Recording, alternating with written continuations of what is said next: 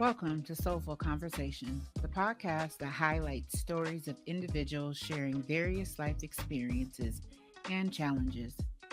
We showcase strength and resilience found in everyday experiences. So get ready to be inspired, informed, and entertained as we dive into topics with wit, wisdom, and a whole lot of soul. This is your space to laugh, learn, and connect with two fabulous women making a difference. So grab your favorite drink, get cozy, and let's dive in together to this soulful conversation with Shar and Miko.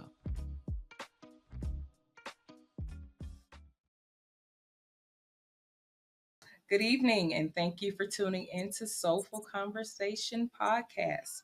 I am one of your favorite hosts, Miko the Moonlight, and today our special guest is Michael Cooper, a Seattle native, and he's going to be discussing growing up as an African American male in the LGBTQ community. Welcome, Michael. How y'all doing tonight? Oh, delight. Awesome. Mr. Cooper, thank you for joining Soulful Conversation. Thank you for having me. I'm your next favorite host, Shar the Star. Are the star, Miko the Moonlight, and you get a great atmosphere when you put Oh, those two together. y'all crazy. So, yes, Michael, we're just gonna dive right in, sweetheart. Yes, ma'am. Little, just tell us a little bit about your background. Can you share about your upbringing and how that shaped your life?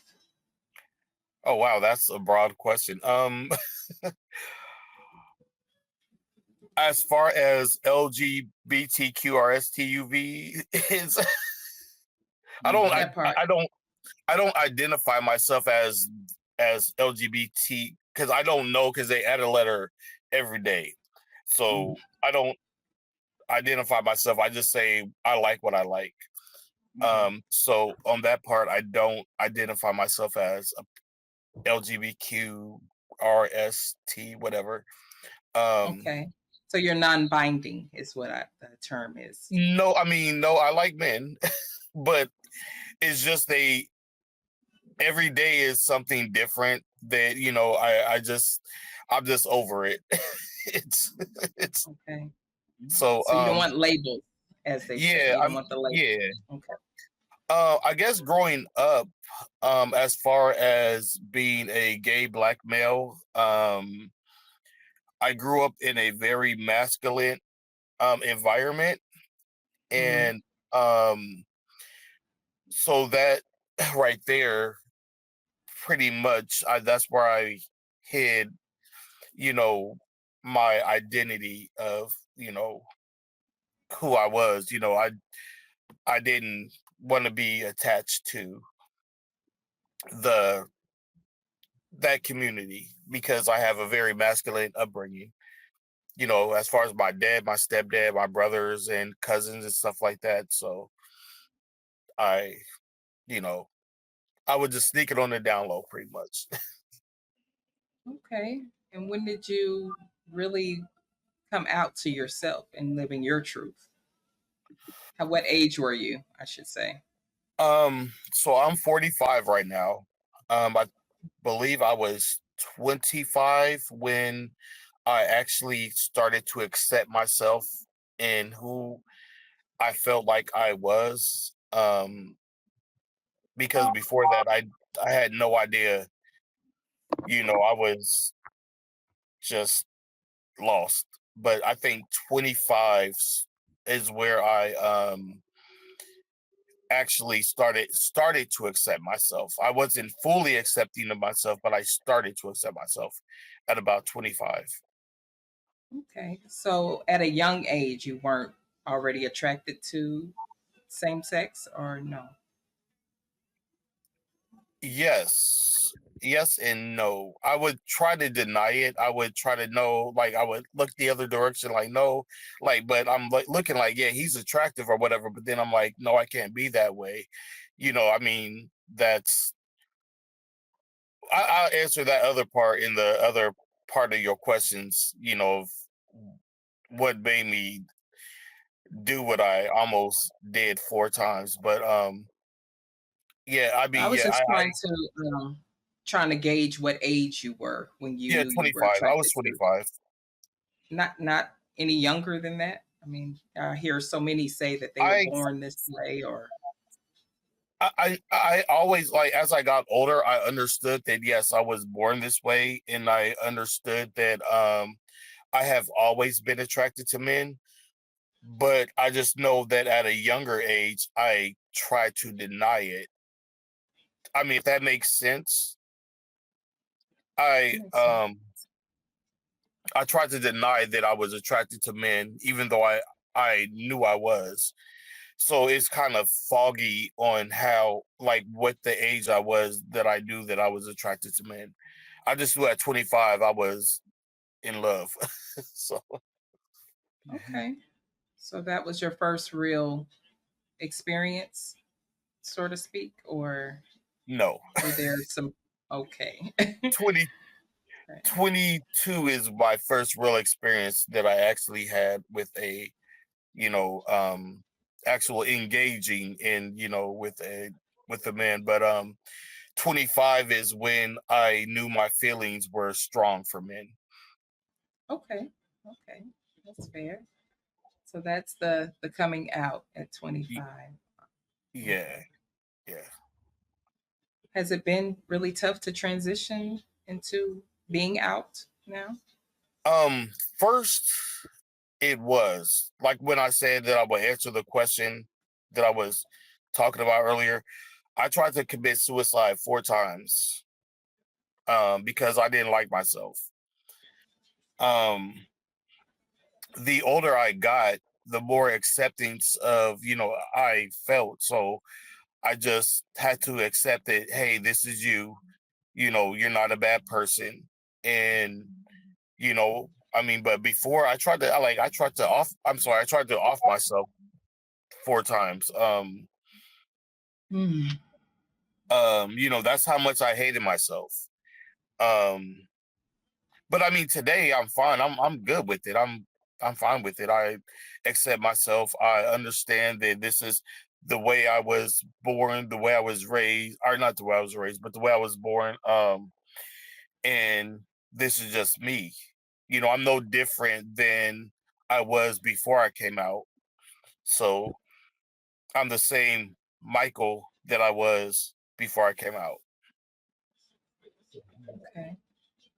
Yeah, it sounded like a tough upbringing coming up with you trying to off yourself, Off. as you said, Yeah, 4 times. So, yeah. what was going on with that?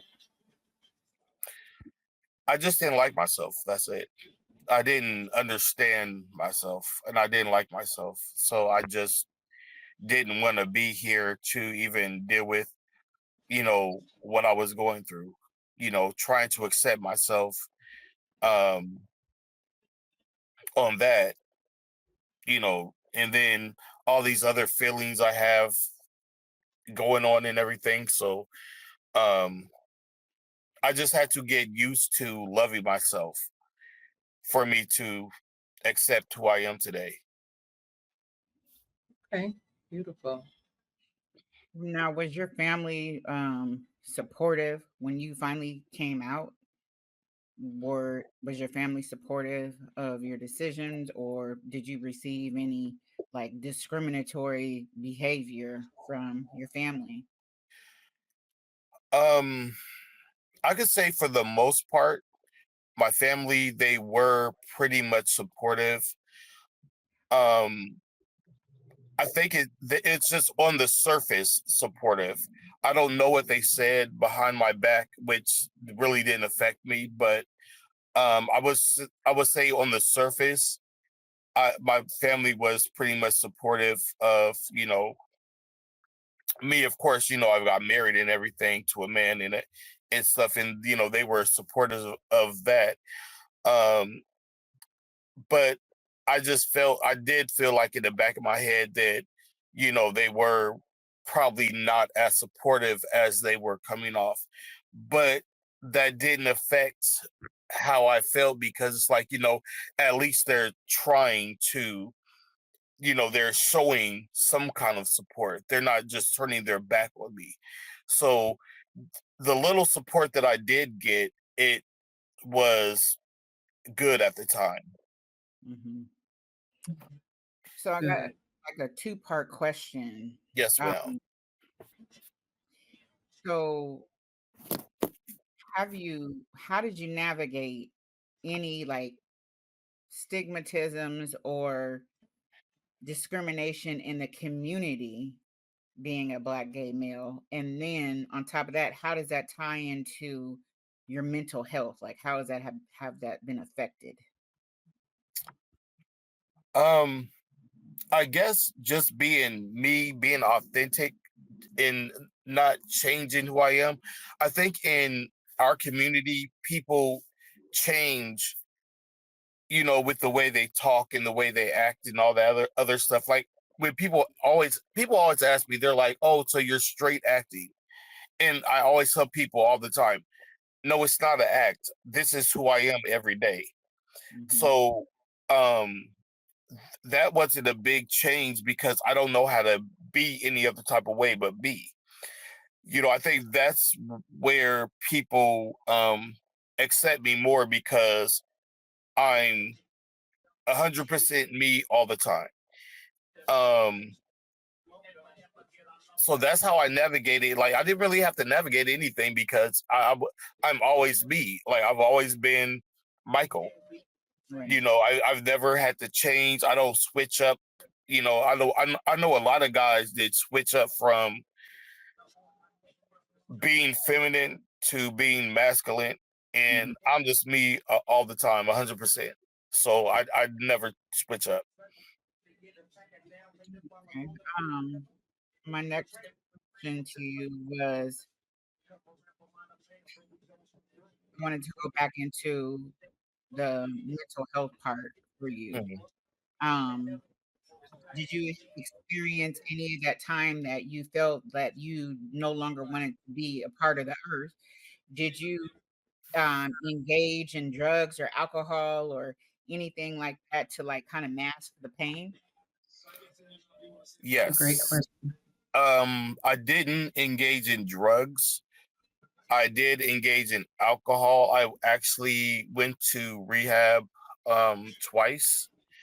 Um and I think that was a part of so that wasn't really a part of being gay. I think it was just a part of I was going through a divorce at the time, and I did go to rehab twice.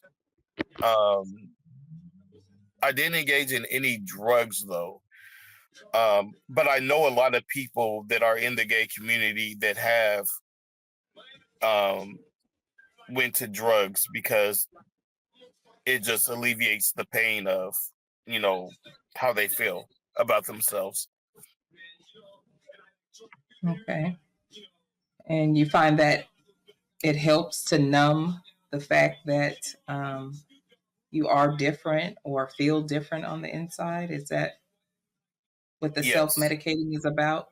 Yeah. I did a lot of that. I did a lot of drinking because like I said, I was going through a divorce at the same time, and when I was doing my hard drinking or, substance abuse, it was still new. Like our marriage was still new. This was 2014. So gay marriage was new.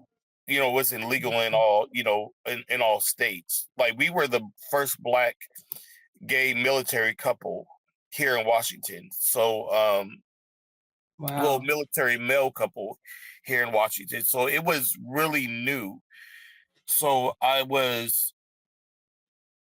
remember I started drinking then. When we first got married, I started drinking a lot, like a lot, because I just didn't know how to handle, the whole military life of, my ex husband, and I didn't know how to handle like being gay, and my husband's in the military. Like, how do I act? Like, I didn't. So it was a lot of stress. It was a lot of pressure that was put on me, and that's how I would alleviate, any stress that I was going through. I was just numb it through alcohol. So Okay. did you experience like discriminatory behavior with other military professionals? Actually, no, they were really accepting, which it was very positive when um we went out as a couple. It was really positive because they actually went on his Facebook page and they saw, our before we got stationed in Georgia, they went on his Facebook page and they saw, that he's married to a man. So it was easy, going in. And plus it's Georgia, so Georgia's like gay central.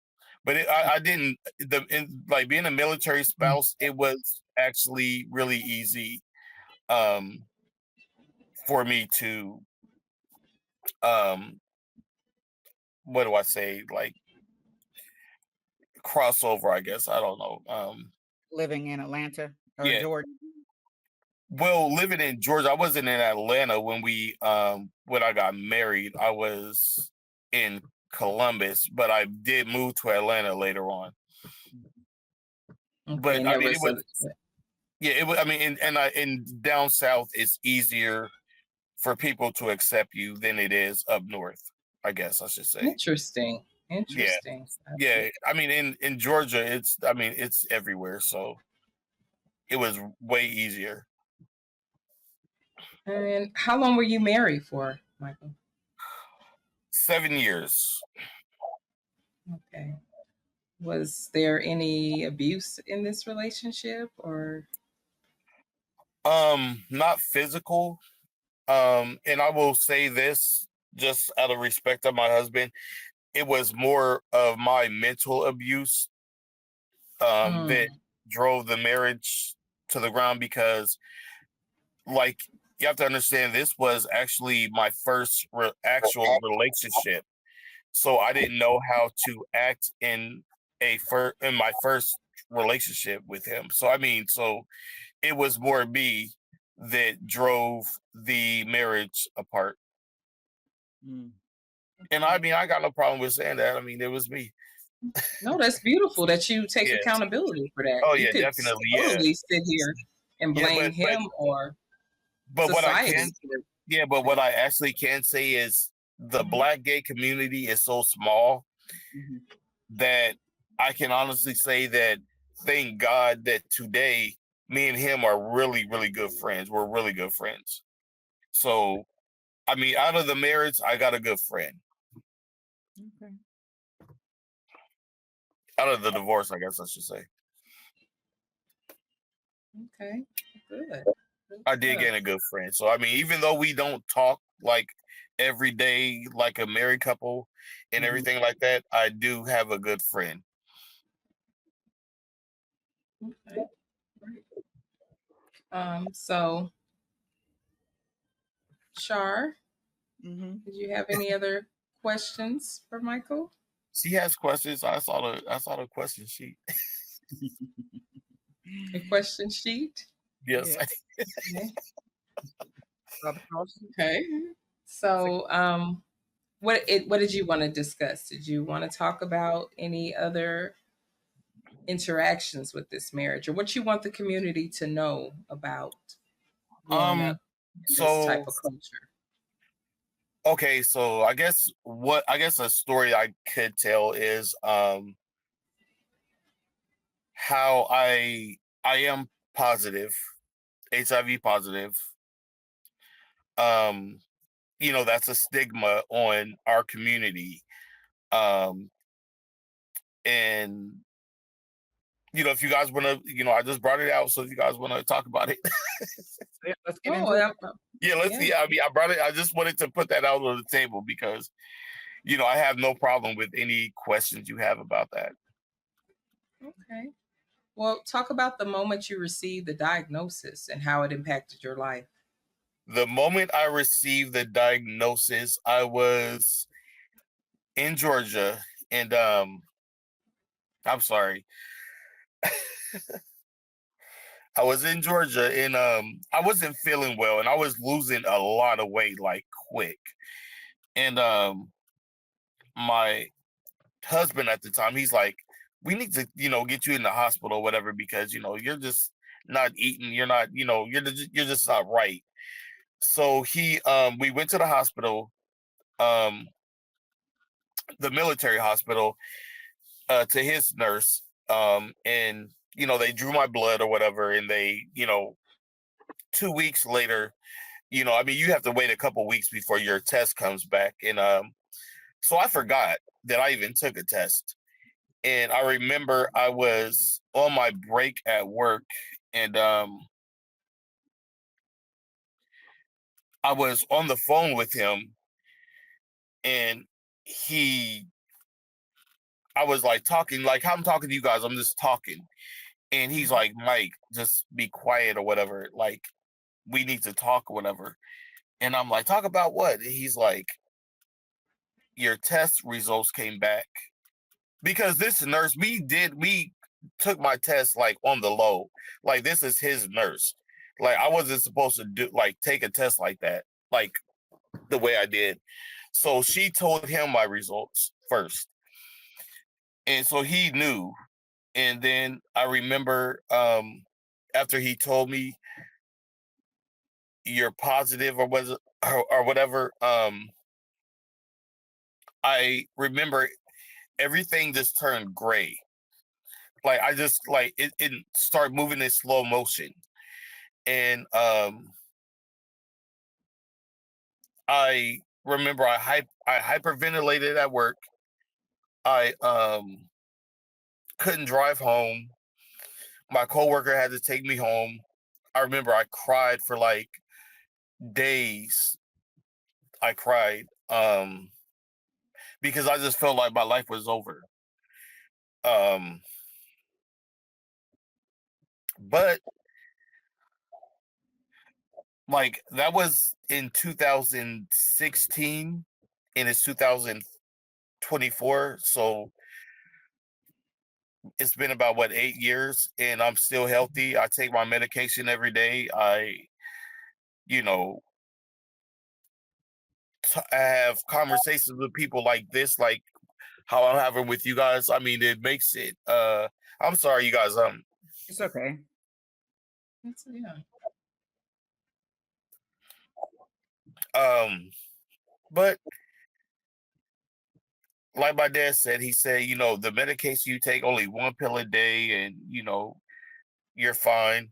It's just like having the flu, or you know whatever. I mean, I feel healthy. I feel fine.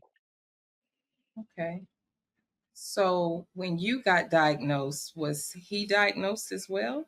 Yeah, he Did he he get- was before I was. I knew that, going into the our relationship, Oh wow. Oh, that's a but game we changer. always took precautions. I didn't contract it from him. I contracted before him, Hmm. but I just Interesting. didn't know. I just didn't know because my I have a high tolerance for whatever, I forget what they call it. My tolerance was so high that they couldn't detect it at first. So, Wow. Okay. but then since I wasn't on any medications, that's when my levels got low, and then they could detect it. Hmm. Because they said I was like, I've had it for a while Prior So, to your marriage. prior to my marriage. Yeah. Wow. Okay. so was there a discussion? Did your Okay? So you said you knew prior that your husband was also HIV positive. So Yes. is that how you two? Is there like a community of people that if they're HIV positive, that how do you share that information with someone? It's a great question. It is a great question. So when me and my ex-husband, when we met on a dating site, and he already had on his profile that he was positive.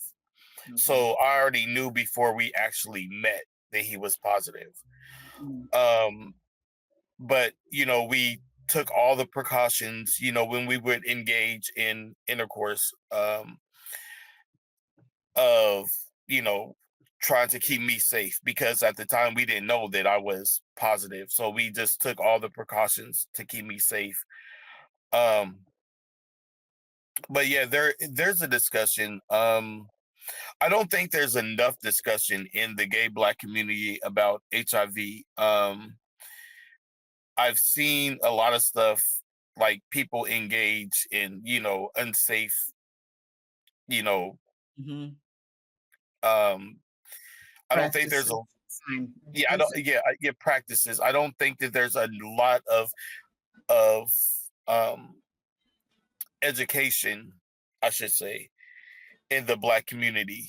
um yeah, What do you feel yeah. like the Black community is missing, or what would be a key point that they should know about I think that the HIV? Black community is missing. I think that they just think that if they don't get excuse me, if they don't get tested, then it's not there.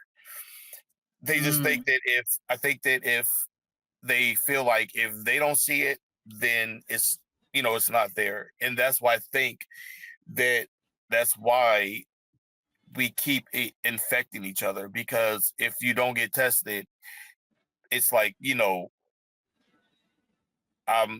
they're just pretty much, not until I get sick, you know, and right. they could have ran through about 40 people, 40, 50 people already, unprotected. And I think that that's probably the biggest problem, is we're not getting tested as often as we should.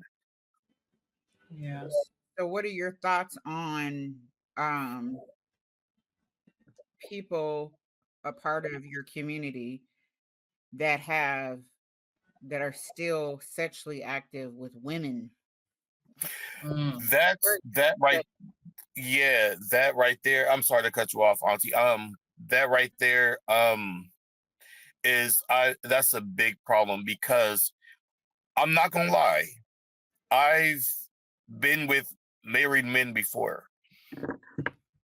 I mean, I may not have known at the time that they were married, but Mhm, you know, after the pillow talk, it's like, they're like, "Oh, I'm married," or they're a pastor, or they're a R&B star. I mean, you'll be surprised. Like, you will be surprised with the people that I've ran into. mhm, You know, I think it's disgusting, because it's like, you have a whole wife and kids at home, and or a whole girlfriend, or and you're living this life. Just pick or choose. right. Because when I was not, or when I was, I guess, just coming out, I didn't sleep with women. I stopped sleeping with women when I decided to um choose this lifestyle. Mhm, Um because I think it's unfair, you know, to even put somebody in harm's way. wow. But there's people that are out there, there's guys out there right now that do it, and I'm just not one of those. Like, I know I'm good. okay. Um, another question that I wanted to ask is, what kinds of support have you found most helpful since your diagnosis, both personally and within your community or your family? Well, thank God, I do have family like y'all. um, my cousins have been a very big support system with me.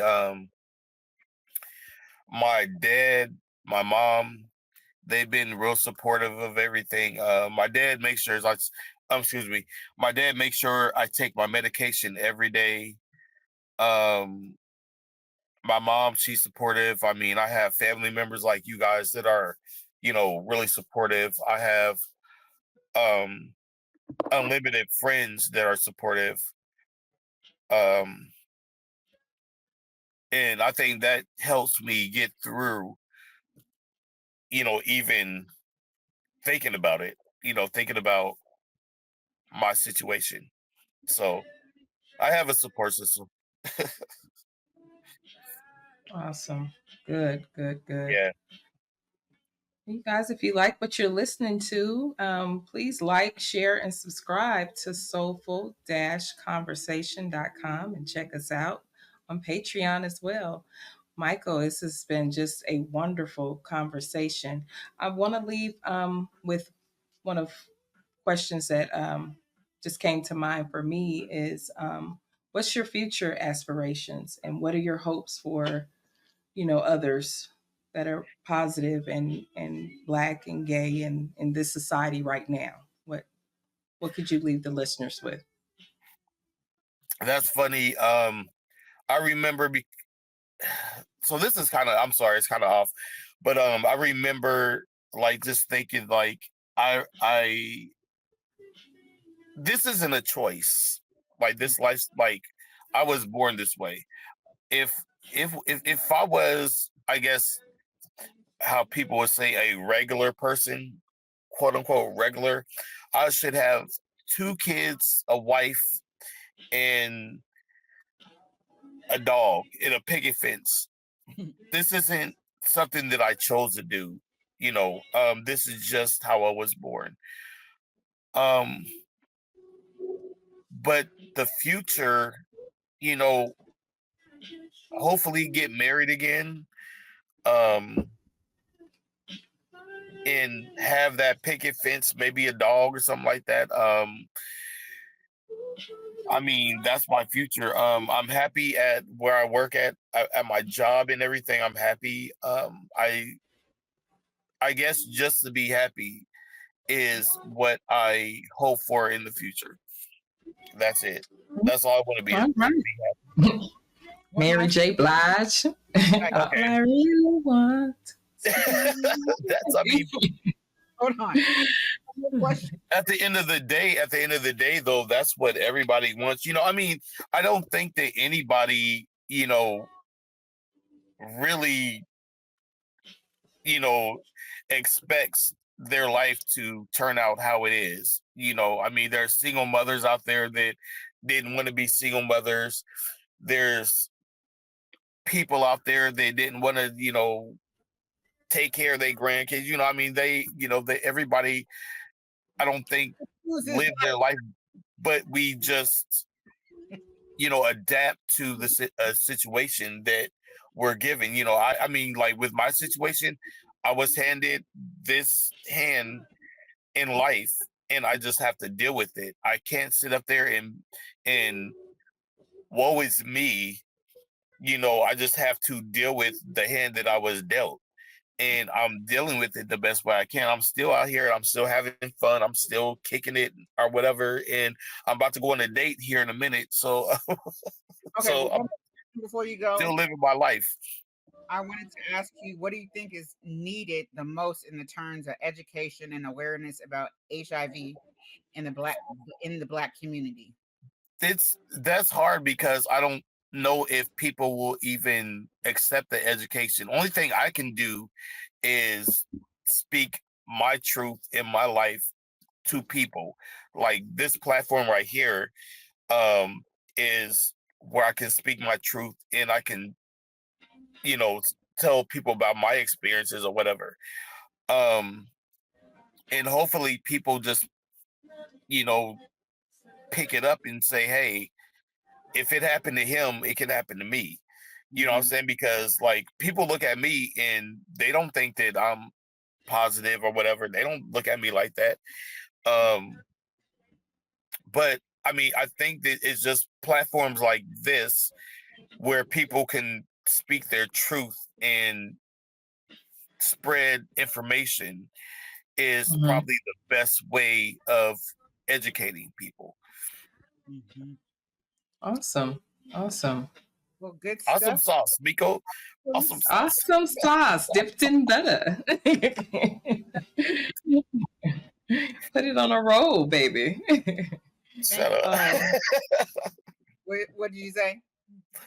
She said, put it on a roll. Awesome sauce. Awesome sauce dipped in butter. Put it on a roll. You guys are nuts. Yeah. Yes. But no, I would like to say in my ending words or whatever, thank you guys for having me on your platform, for letting me get a chance to tell my story of, you know, my life, because I really don't excuse me, get a chance to, you know, tell my story. And you know, I know it was just a little part, but you know, and I'm kind of nervous, and that's why I'm kind of all over the place right now, because it's my first time on YouTube. So um but thank you guys thank you guys for having me on your platform to even, you know, being interested in anything that I'm saying. Absolutely. Why not? It's very informative, and of course we don't know, too much about it still in Yeah, 2024. So, yeah. um thank you for being a guest on Soulful Conversations. Soulful Shar the conversation. Star is gonna take us out of here. I just anyway, you guys. Thanks for tuning in to Soulful Conversations, your platform where your voice can be heard. Please be sure to subscribe to our YouTube channel. Check us out after dark on Patreon for some more fun. Some more of that, some more of it in my E40 voice. Okay, some more of it. Sprinkle it. Okay, Mike. All Sprinkle right, it. Mike. All right, cousins, I love you guys. Love you too. Thank you for tuning in. Thank you for listening to Soulful Conversation. We hope you enjoyed tonight's Soulful Conversation. Be sure to stay connected with us during the week through our weekly podcasts on Spotify, our YouTube channel, Patreon, and social media. And don't forget to send in those soulful requests to be heard on the podcast at info@soulful-conversation.com. Again, thanks for listening to Soulful Conversation. I'm your host, Shar the Star, and my fabulous co host, Nico the Moonlight.